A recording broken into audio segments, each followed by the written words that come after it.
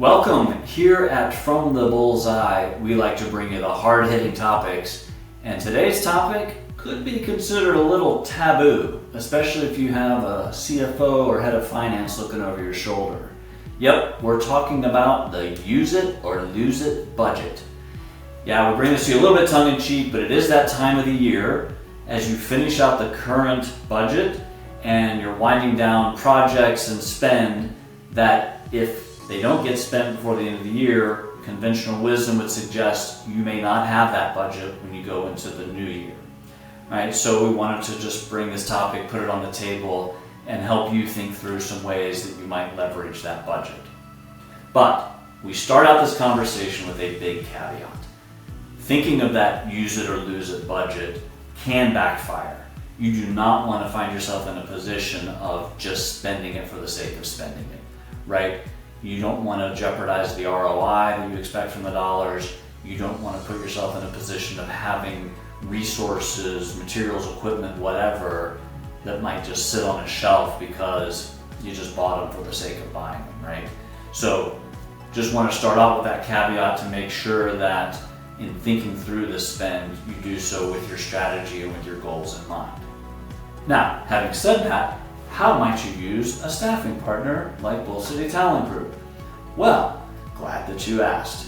There's plenty of ways that you can put resources to work for you at the end of the year. You want to look at how to solve some immediate needs.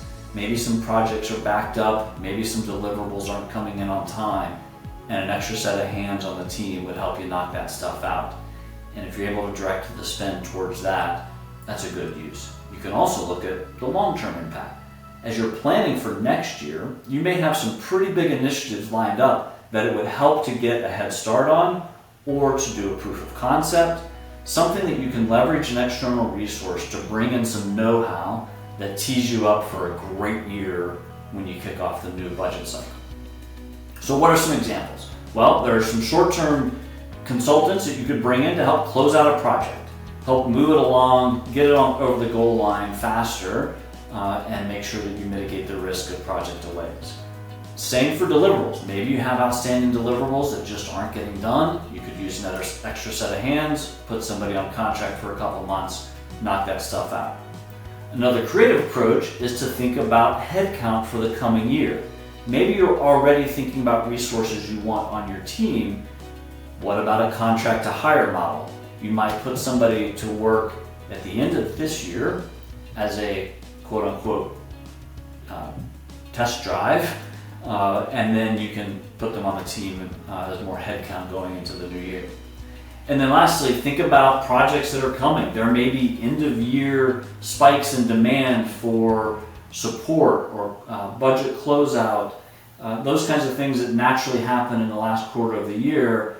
You might be able to get ahead of that with some extra resources at your disposal.